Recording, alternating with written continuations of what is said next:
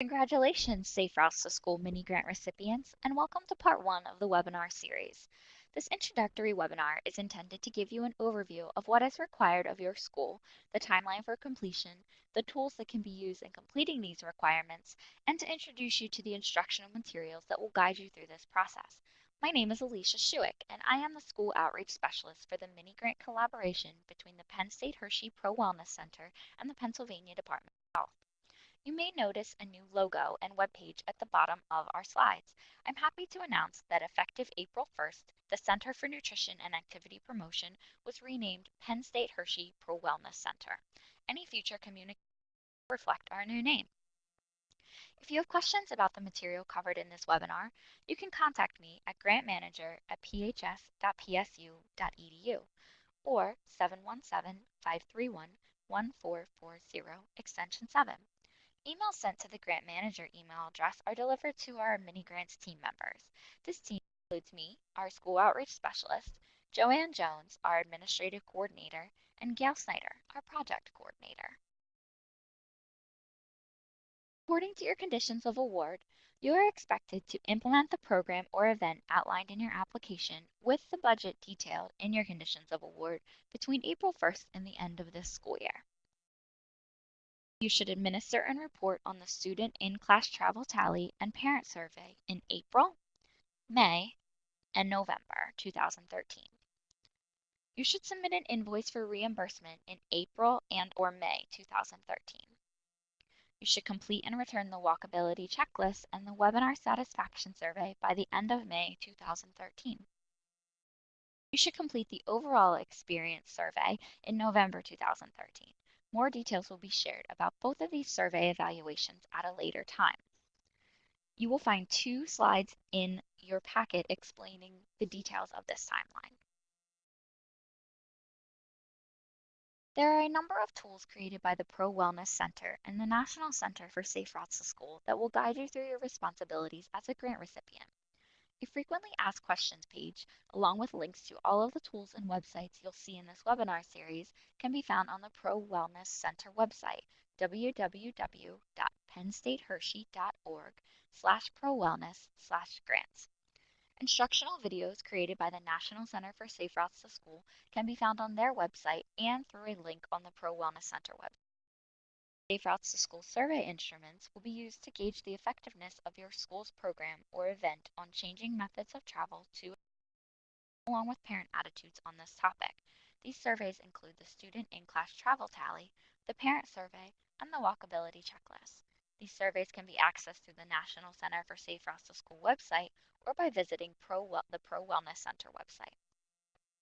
In addition, you will use the Safe Routes to School data tracking system available at www.saferoutesdata.org.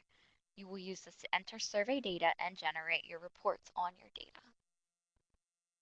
Student in-class travel tally is used to collect information about student travel to and from school at a classroom level. Schools are encouraged to survey their entire school. At the minimum, you should survey classrooms with students who are targeted by the program or event outlined in your application. Data on these students will be collected on 3 different weeks across the span of this grant period, in April, May, and November. During those weeks, students should be surveyed on 2 separate days of the week on their method of travel to and from school. The same set of classrooms should be used for all 3 survey occurrences across the grant period. This is a sample of the student travel tally. You should collect information on Tuesdays, Wednesdays, or Thursdays, not Mondays or Fridays. You will indicate the type of weather, the number of students in the classroom when tallied, and their method of travel to school, followed by their departure plans. The parent survey is used to collect information about student travel, important issues, and parental attitudes. The survey is available in English and Spanish and offers 2 methods for data collection. A web-based survey method, which requires a simple setup process with the National Center for Safe Routes to School staff, and the paper-based survey method, where the paper survey is completed manually by the parent and returned to the school. Data from the web-based surveys are automatically imported into your data tracking system. paper-based forms must be manually entered by the school or submitted to the national site for entry. Schools should choose either web-based or paper-based surveying. It is not recommended to use both methods in one school. Schools should share the survey with parents that represent the students involved in the in-class travel tally. Data from the parents will be collected at 3 different time points across the span of the grant period. Please plan these survey times according to the data report due dates and allow time for data entry if using the paper-based survey method. The same set of parents should be used for all 3 survey occurrences across the grant period. This is a sample of the parent survey in the paper format. The same questions are asked in both the paper and web-based survey methods. Regardless of the data collection method, all parents offered a survey are also required to receive a survey introduction letter. This letter introduces the survey and its purpose and provides your school's contact information should there be questions regarding the survey. This is the template for the parent survey introduction letter. Your school should print this on school letterhead. We ask that you do not modify the text provided, but you should include school-specific information or details, such as the survey due dates. We recommend using one of these options for disseminating the parent survey for data collection. If using the paper-based survey, which requires schools to enter their data or submit it to the national site for entry, attach the introduction letter to the paper survey along with the due date and send this packet home with the student. If using the web-based survey, which allows data to be automatically deposited into the data system, send a packet home with a student that includes the introduction letter, the website of the survey, and the due date. Remember, the introduction letter must be included with the parent survey. The Walkability Checklist is a tool designed to give insight to the walkability of a neighborhood. Unlike the student travel tally and the parent survey, the information completed on this checklist is not entered into the data tracking system. We require one checklist to be completed for each school. Additional checklists are encouraged and provide a better picture of the walkability of the school's neighborhood. If completing only one checklist, schools should choose the most common walking route to school to complete the question. In many cases, these are the routes where crossing guards are posted. SRTS, or the Pennsylvania State Association of Township Supervisors, oversees similar grants in collaboration with the Department of Transportation. They have no-cost resources available. One of those is a walkability audit provided by a traffic engineer. If you would like more information or to check the availability of these audits, please call 717-763-0930. Audits are currently being scheduled for fall 2013. The PSATS staff will explain the process and direct you to the Walkability Audit application form at www.saferoutepa.org/walkability-audits. The Walkability Audit does not replace the requirement for the Walkability Checklist due in May.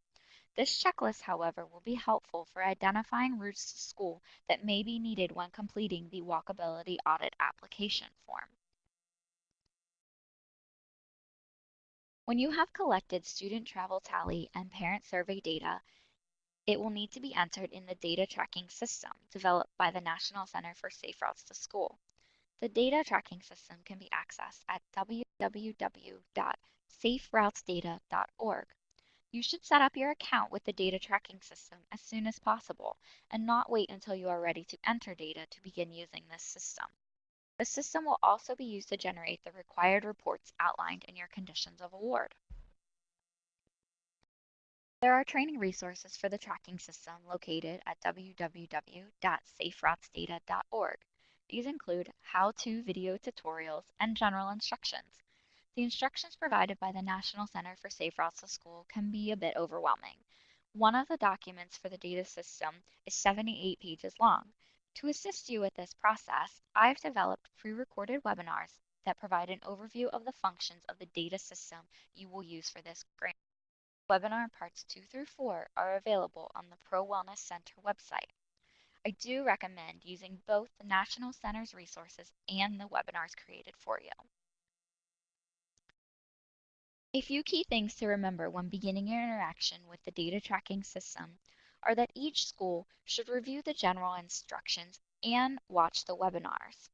You should create a login account, set up a program for your grant, and complete as much information as possible about your program's funding, activities, and schools included. You should set up 3 time periods for the student travel tally data collection, 3 time periods for the parent survey data collection, enter your data or create cover sheets for national data entry, and then after data collection and entry, you should generate reports for the travel tally and parent survey for each time period. Some of these terms will become much more familiar to you as you begin working with the data system. In addition, the webinars part 2, 3, and 4 will provide more information. Before continuing with the webinar series, please review the instructional materials and tools listed on this slide. They are available at the National Center for Safe Routes to School website or through links on the Pro Wellness Center website.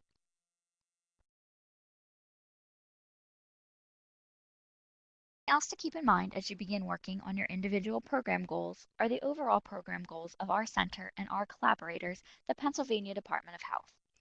When this grant period is finished, we are hoping to see an increase of 5% in the number of school children walking to school.